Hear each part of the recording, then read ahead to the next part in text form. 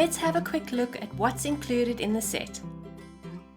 Included in the set are 5 curated brushes, a texture enhancing canvas designed to work flawlessly with the brushes, a few color palettes so that you can follow along with these tutorials with ease, 2 illustrations to jumpstart your creations, and a comprehensive resource guide that includes a step-by-step tutorial showing my painting process for creating a girl portrait.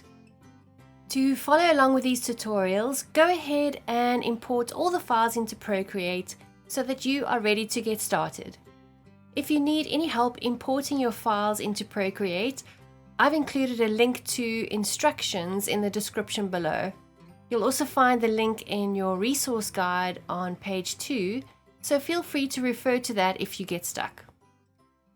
Okay, so let's have a quick look at the Canvas Effects folder and how you can adjust the layers to suit your needs and your style of artwork. These effects have been designed to interact with your artwork and give it a lovely weathered rustic feel, and they should always sit above all of your layers.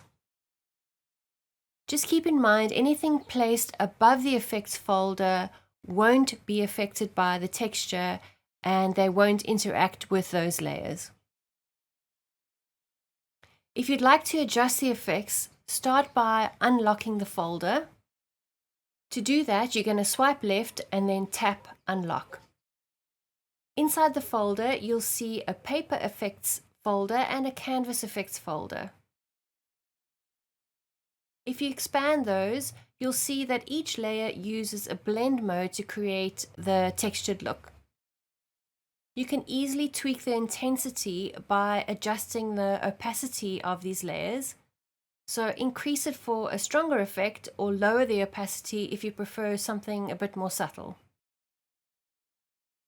You'll notice while you're painting, lighter colors interact differently than the darker colors, so you may want to adjust the opacity of the textures depending on your dominant hue or saturation of your piece. Once you're happy with the changes, just remember to lock the folder again so that you don't accidentally draw on those layers.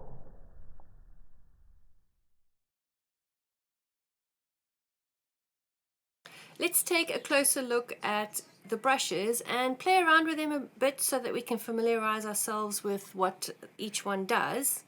And I'm going to start with the pencil.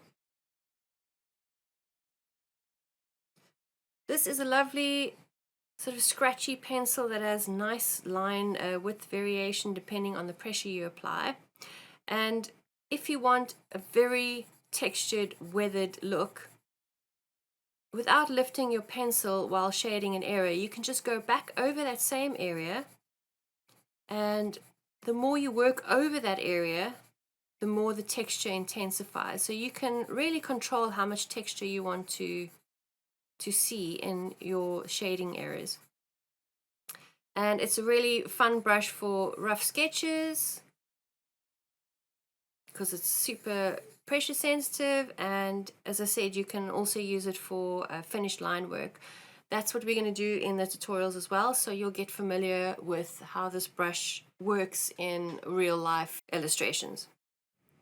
Okay, moving on to the watercolor round brush. This has a really wide range of opacity built into the brush, and it obviously depends on the amount of pressure that you apply. So light pressure gives you a more of a translucent look, and the more pressure you apply, the more ink you're essentially adding to the canvas. And this is a lovely quick way to add variation in the same stroke. And the beauty of it is, if you are without lifting your pencil, you can come back to areas and blend them as you work if you find the transition a bit too harsh. So I'm going to show you what I mean. So this is light pressure, and you can create a lovely even application.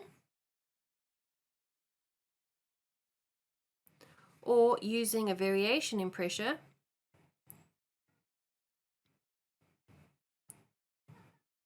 you'll notice we can really add some wonderful intensity in areas without too much effort. And I'm just working slowly, getting a feel for how the brush reacts to my pressure and how much ink is being laid down. So as I said, if you want to blend areas, I haven't lifted my pencil yet. I'm going to come back to that area and just simply, a little bit of a round action, blend that area. And of course, don't worry if you do need to lift your pencil. So if I need to carry on in this area,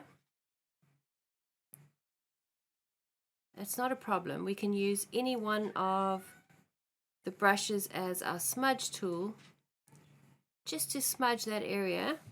And I'm going to show you how to do that. I'm going to use the layer and blend brush. This is a lovely smooth blending action. Or if you want more of a textured look, use the chalk blender.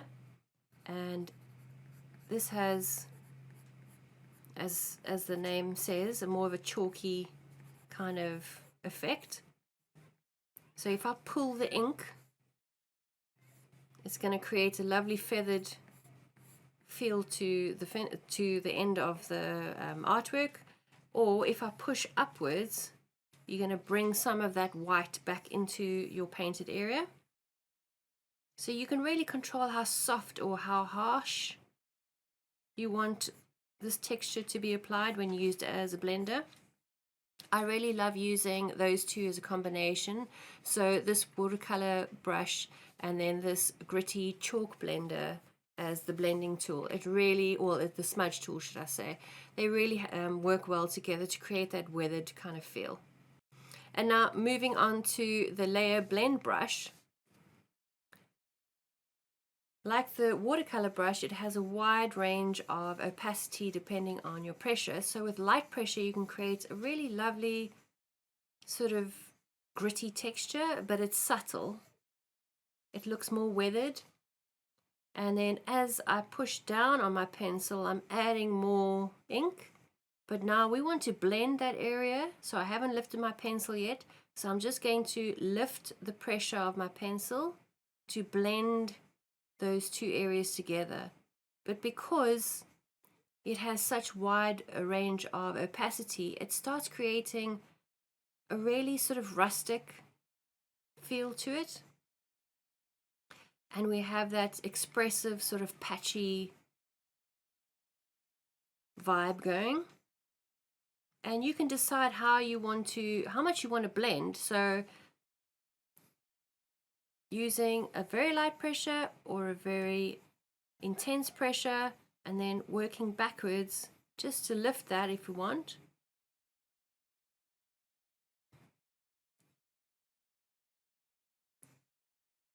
So practice using that brush and varying the pressure as you go. The same with the watercolor. It does take a little bit of getting used to, but once you have it, you can really control that opacity and how much you want to add to a particular area.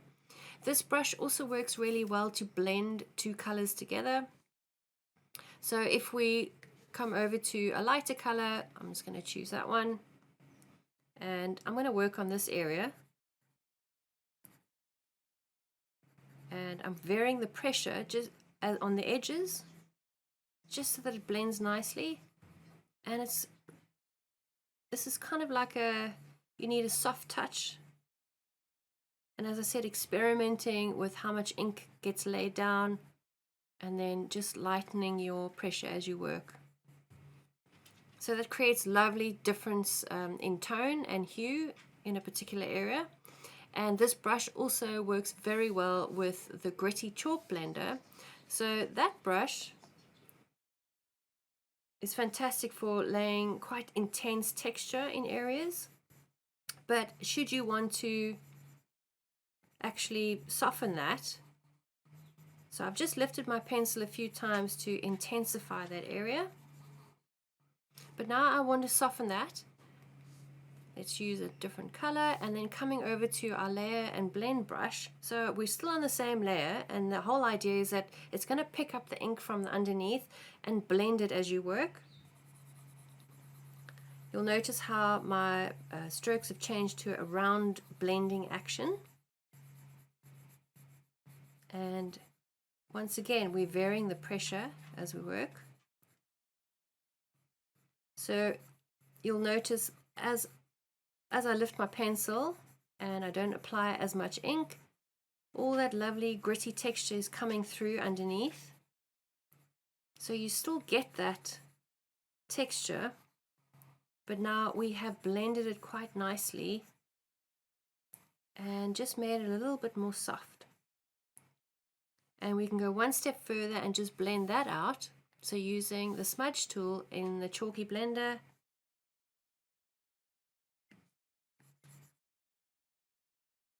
I'm essentially just pulling the ink as I work.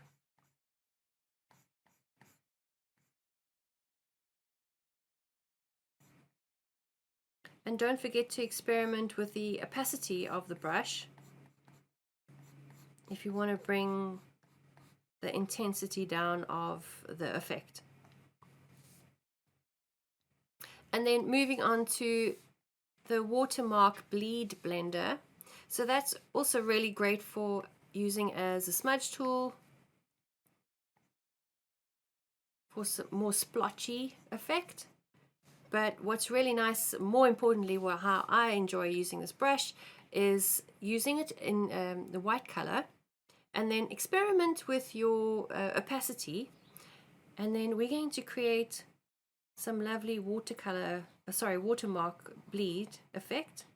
So I'm just pushing ink from the outside in, and I'm experimenting with the pressure of my brush to see how intense I want that to be. So with one stroke is ideal, because obviously each time you lift your pencil you're going to get that edge, and then it starts not looking so natural. So you want to just practice using one stroke. And because this area is lighter, I'm going to change the opacity even lower.